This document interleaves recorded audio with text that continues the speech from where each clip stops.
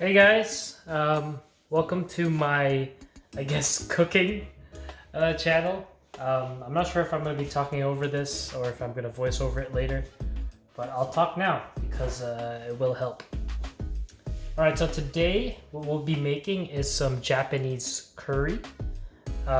Japanese curry is very different from Thai curry or any other types of curry. It's more savory and very saucy, and for me, I like sauce. So yeah, let's go ahead and make it. We're going to be using the Instapot today, but if you don't have an Instapot, feel free to use a pan. That works just fine as well. So a couple of the ingredients that I have here. First thing I got is some carrots, organic. I got to peel these. I got two just regular potatoes. I've got one onion. Actually, I might add another one, depending on how I feel. I've got some garlic here and some ginger. I've got the 2 packs of curry here. I've got the famous Glyco curry and also this other one by S&B Tasty Curry. What I do is I actually combine the two to make a more complex flavor curry. And I find that kind of works best when making it. I've also here got some furikake. I've got some salt. I've got some ground or some black pepper that I'm gonna ground. I've got some ponzu, which you can replace with soy sauce. Ponzu essentially is just a citrus-based soy sauce. And also I've got some ketchup. And the protein that we'll be using for this dish is chicken. So I've got some chicken here, chicken breast actually, so the leanest cut. Probably be only going to be using 2 of these as opposed to all 4, but we'll see. Alright, let's get started. Alright, let's do this voiceover stuff.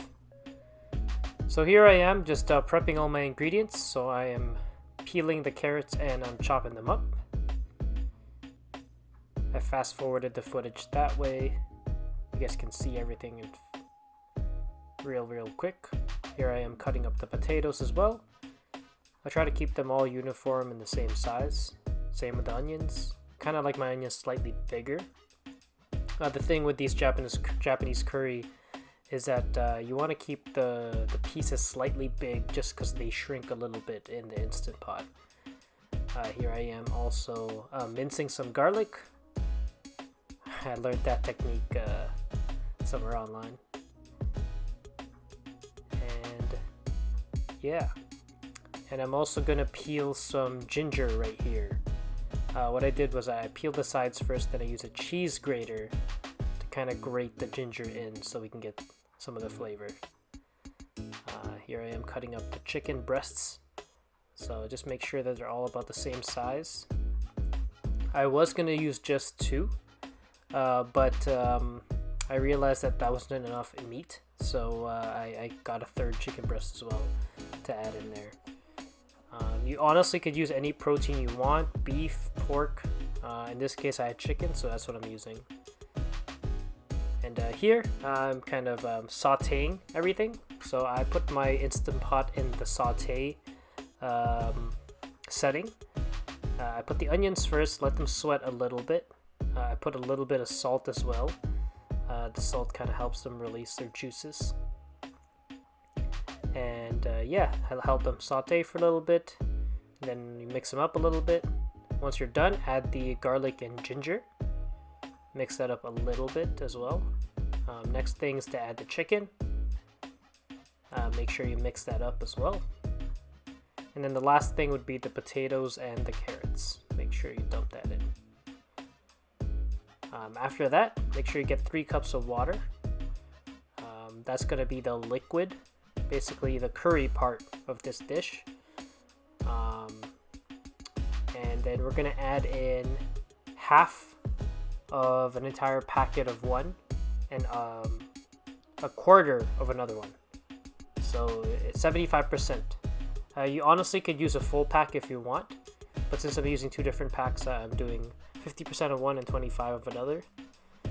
So here, what I'm doing is I'm checking to make sure that the Instapot is not in the vent mode, because what we're going to do is we're going to pressure cook. So after you saute for about a few minutes, we're going to press cancel to reset it, and then click the meat and stew button.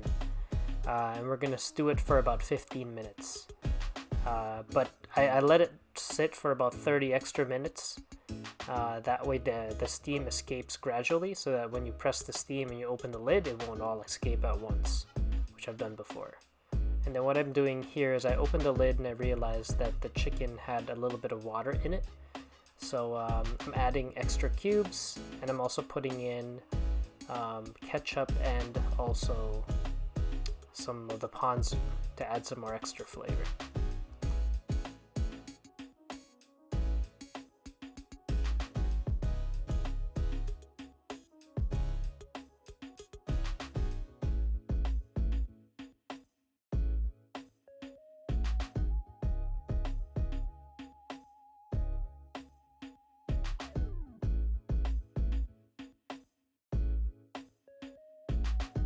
All right, let's give this curry a try. Ooh, it's still hot.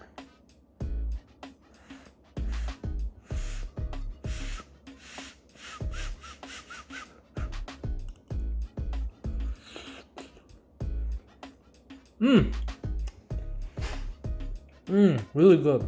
Savory. Fried chicken.